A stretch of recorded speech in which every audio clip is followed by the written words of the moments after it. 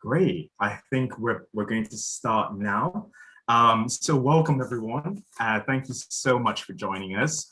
As we said, and such a beautiful afternoon today. I'm calling you from sunny Newcastle. It's not always sunny up here, but welcome to the Asian Architects Association first ever symposium in collaboration with the Architecture Foundation. And we're really excited today because we've got a stellar lineup of speakers on the panel today. We will be hearing later on from Dr. Kamna Patel, Race and Space from the Bartlett unit. We're going to be hearing from Ming Cheng, a tutor at LSA with 7 students from his Spatial Justice studio. We're going to be hearing from Sana Shaikh, who's going to be talking about the colonization of urban space. And this is in conjunction with her research at Oxford Brookes University. We're going to be listening in to the wonderful Kinsani de Klerk, who's a researcher at Cambridge University and also the University of Zurich, I believe. And last but not least, of course, we're going to have the lovely Shumi Bose talking about coalition, and she is a senior lecturer at CSM. So fantastic lineup here today. We're really excited to have all of you involved. So thank you so much to the speakers for offering your time to be with us this afternoon. Thank you so much to all of you for giving up your afternoons to listen to us lots. Fantastic. So I'm just going to share my screen now. For this little presentation that I have. Fantastic. Can everyone see my screen all right? Yep. Great, perfect. Lovely. So hi all, welcome. Just a little bit of introduction to myself and the organization represents. So I am Karl Mok. I am a startup entrepreneur. My spatial design startup is called TarLab. I'm also an educator, so I am an associate lecturer and design tutor at Newcastle University. And the organization that I'm representing today is the Asian Architects Association. So we're an emerging platform for Asian architects. And by Asian architects, we want it to really truly represent the sort of the full breadth and width of Asia. So we're talking about, over 50 independent countries, and really highlighting sort of like what sort of like work is coming out of this area, this part of the world, and giving a real platform for all architects really who have a relationship with the continent.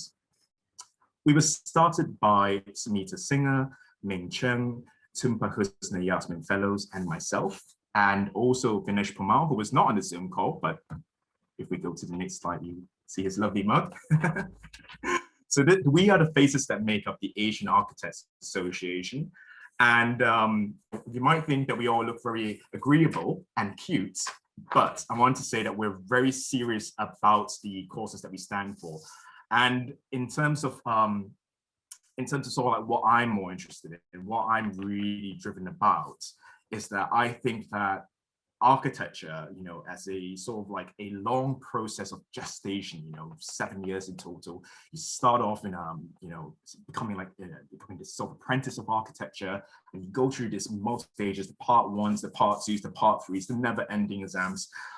I think for me, that education is really important to talk about. So what I wanted to start with here was sort of this little statistic up here.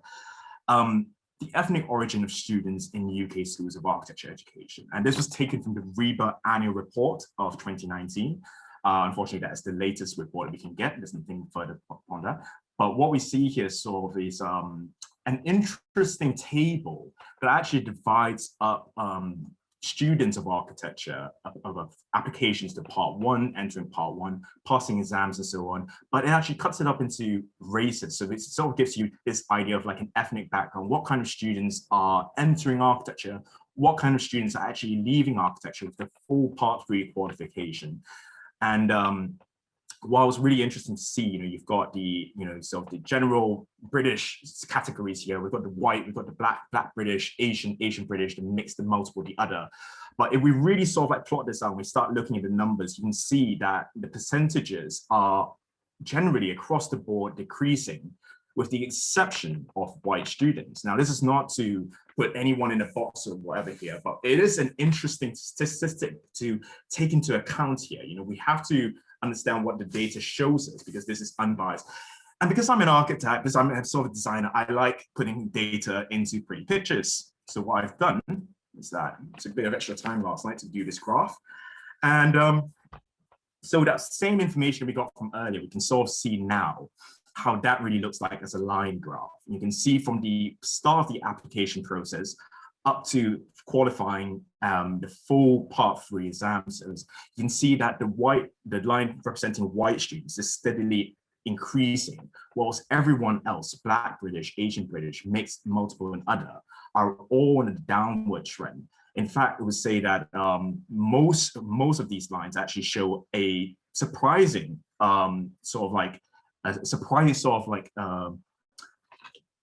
almost like a loss of students, a loss of valuable professionals to our industry who are from really interesting backgrounds, you know, representative of the backgrounds of this country. But it seems that that integration into profession after part 1 is really actually not quite as good as we thought to before. So I thought it'd be interesting for us to sort of discuss this today. I mean, the background of this symposium is that we have lots of educators here just talking about how this system, how our institutions serve people, serve students, you know.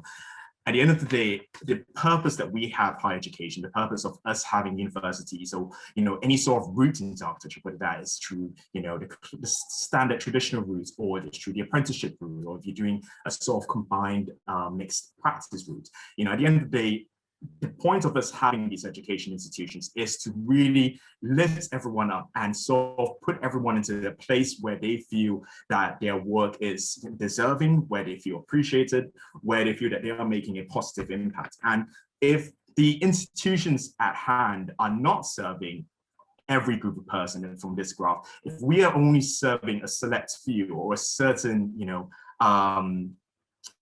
the given majority, then perhaps, you know, we have to relook, we have to rethink a little bit about what we're doing as institutions. What are we really imparting to these students such that not everyone is achieving the same or equal levels of success?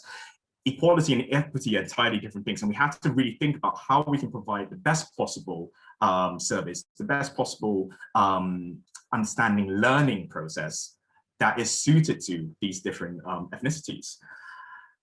Bringing it into the topic of today's symposium, the racialization of space has its roots in colonial practices, and this has sought to wield control over people perceived as the other.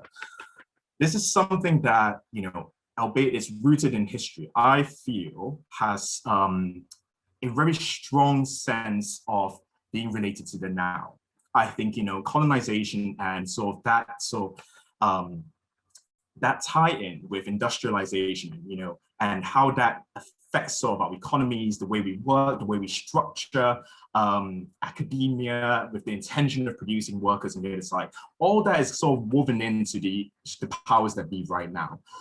This project of decolonization, you know, for me has been a very long one. You know, I've studied this since when I was in university, and this for me kind of, it had a very current sense of now as well. It, to me, I can sort of trace this line that I felt that, you know, from where we were in our studio back in my master's studio, where we were trying to study the idea of neoliberalism, I could trace that directly back to colonization. And the reason being probably for me was that, you know, I come from Malaysia, you know, I wasn't born here, I come from Malaysia. And, you know, I realized very much that sort of these powers that be were sort of wrapped, they're tangled together in this sort of post-colonial narrative. So when we talk about the other here, the other really is we're talking about this sort of sense of like putting people into a box, you know, and we do that sometimes to make things convenient. Why do we put people in boxes? Why do we have labels and things? And that's something I really want to discuss today as well. So just a little bit more on my background here. This is my father. So my father himself came here to study back in his day, and he came here with the Royal Navy. So interesting enough, I studied at Newcastle University. He studied at South Shoots, barely a metro ride away.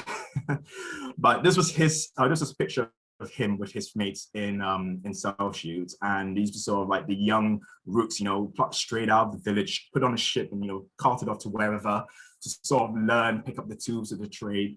But, you know, interesting enough, like hearing his story and hearing my story today, obviously there are differences that have happened since then, you know.